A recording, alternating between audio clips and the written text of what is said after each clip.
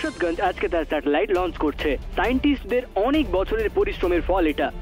এই স্যাটেলাইট মাটিতে লুকিয়ে থাকা নিউট্রিনিয়াম পদার্থ খুঁজে বার করবে আর সমগ্র দেশে পাওয়ারের সমস্যা দূর হবে, যা দেশের জন্য একটি দারুণ খবর।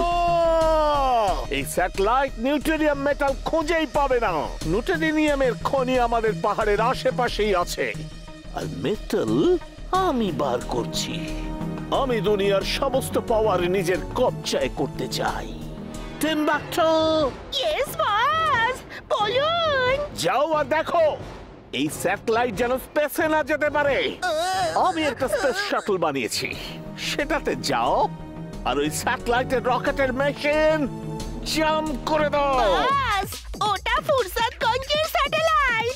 রোবোবয় নিশ্চয়ই ওটা প্রোটেক্ট করবে।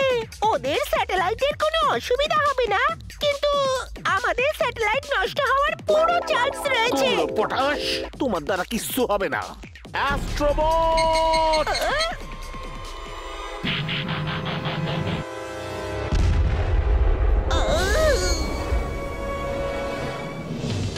রোবট আমার স্পেস শাটলে যাও আর ফুরসতগঞ্জের স্যাটেলাইটের রকেটের মেশিনকে জ্যাম করে দাও।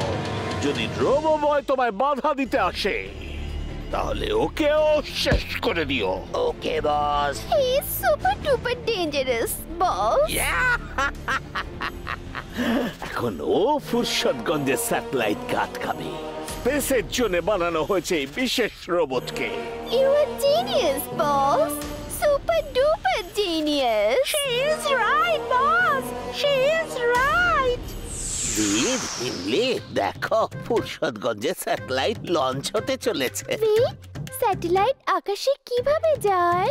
স্যাটেলাইটের পিছনে রকেট লাগানো থাকে, সেই রকেটই স্যাটেলাইটকে আকাশে নিয়ে যায়। রকেটের কি দরকার ছিল? আমি তো এমনিতেই এই স্যাটেলাইটকে মহাকাশে পাঠিয়ে দিতে পারি। কিন্তু এই কাজটা সায়েন্টিস্ট আর সায়েন্সের, এখানে জাদুর হেল্প চাই না।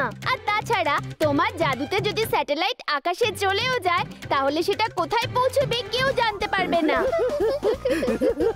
তুমি তো সবসময় আমাকে নিয়ে মজাই করো। আমি যাচ্ছি।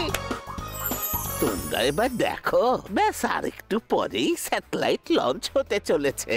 এটা উপরে গিয়ে মাটির তলায় লুকিয়ে থাকা নিউটেরিয়াম নামের বিশেষ মিনারেল খুঁজবে, যার মধ্যে প্ল্যাটিনাম বা ইউরেনিয়ামের থেকে বেশি পাওয়ার আছে।